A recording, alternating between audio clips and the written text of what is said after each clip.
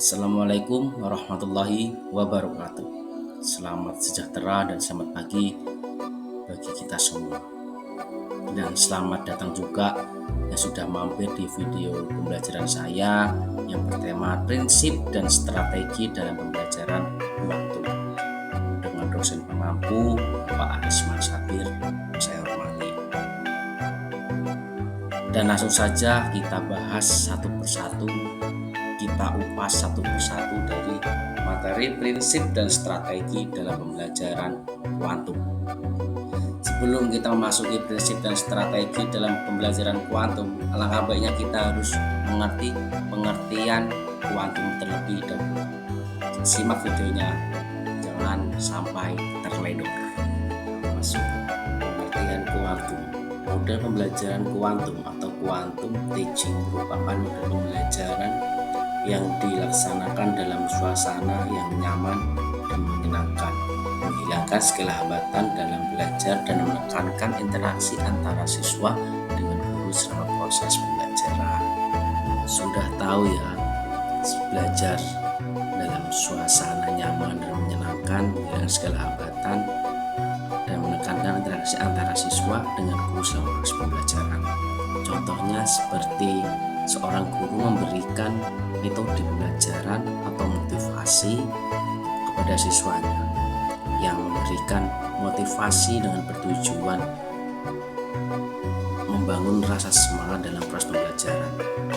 Dari itu kita merasa nyaman kepada gurunya agar proses pembelajaran berjalan kondusif dan merasa siswanya tersebut merasa asik, senang pada materi yang dijelaskan oleh gurunya.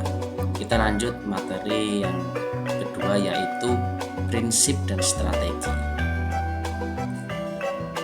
A. Prinsip dan B. Strategi. Prinsip bisa singkat dengan 2S 1P 2M. Yang B strategi bisa disingkat tandur.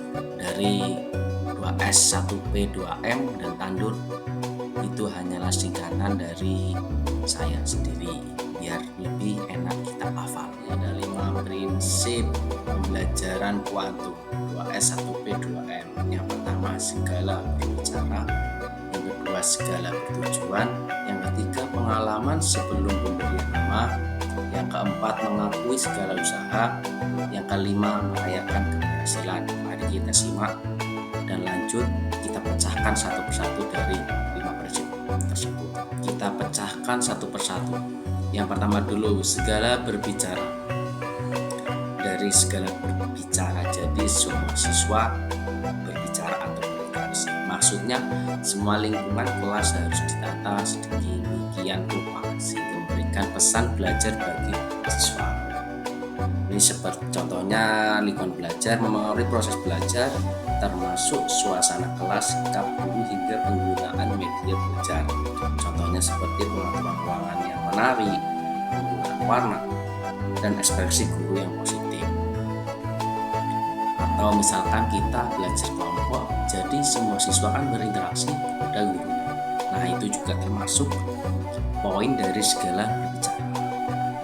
Ya, lanjut yang kedua, yaitu segala bertujuan. Ini mengandung arti bahwa segala yang dilakukan dalam belajar harus memiliki tujuan yang jelas dan terkontrol. Jadi apapun pembelajarannya harus memiliki tujuan jelas, baik materi maupun aktivitas. Contohnya, guru menyusun kegiatan belajar menggunakan alat peraga saat memperkenalkan konsep pecahan agar siswa memahami konsep secara nyata sebelum masuk ke teori, atau secara praktek sebelum masuk ke materi yang akan dibahas. Jadi siswa itu agar paham terlebih dahulu. Yang ketiga, pengalaman sebelum pemberian nama. Maksudnya sebelum siswa menamai sesuatu, sebaiknya siswa mengalami terlebih dahulu sehingga memiliki pengalaman informasi yang berhubungan dengan pemberian nama tersebut. Dan itu siswa juga perlu mengalami, merasakan atau mengeksplorasi sesuatu sebelum diberi istilah atau formal. Contohnya dalam itu ada pelajaran IPA atau sains, siswa diajak mengamati proses air mendidih hingga menguap sebelum guru menjelaskan konsep evaporasi. Jadi berpengalaman dulu baru memberi penamaan. Kita next yang keempat ya. Yang keempat ini mengakui segala usaha. Artinya segala usaha belajar siswa harus memperoleh pengakuan dan penghargaan dari guru dan siswa lain, sehingga siswa selalu berani untuk menuju pembelajaran selanjutnya. Contohnya ketika siswa menghadapi kesalahan atau kegagalan, sebaiknya guru memberikan motivasi atau dorongan untuk membangun rasa semangat atau membangun rasa percaya diri dan memberikan motivasi belajar agar siswa tersebut semangat belajar. Atau bisa guru memberikan penghargaan kecil seperti ucapan terima kasih atas partisipasi aktif siswa dalam diskusi kelas. Nah, yang kelima ini yaitu merayakan keberhasilan. Artinya setiap usaha dan hasil yang diperoleh oleh siswa dalam pembelajaran harus dirayakan sehingga siswa termotivasi untuk maju dan meningkatkan hasil belajarnya. Contoh kecilnya merayakan keberhasilan, misalkan siswa tersebut sudah presentasi atau diskusi secara kelompok dan guru dan serta siswa lainnya memberi apresiasi, tepuk tangan bersama atau lain sebagainya lah, agar siswa tersebut itu merasa dia senang saat pembelajaran. Jadi merayakan ini harus juga dilakukan agar siswa tersebut merasa senang diapresiasi oleh guru maupun siswanya. Nah, materi selanjutnya ini ada B, 6 strategi tandur. T, tumbuhkan. A, alami. N, namai. Dan D, demonstrasikan. Dan R, rayakan. Kita lanjut pembahasan satu-satu, kita pecahkan satu persatu 6 strategi atau yang disingkat dengan tandur.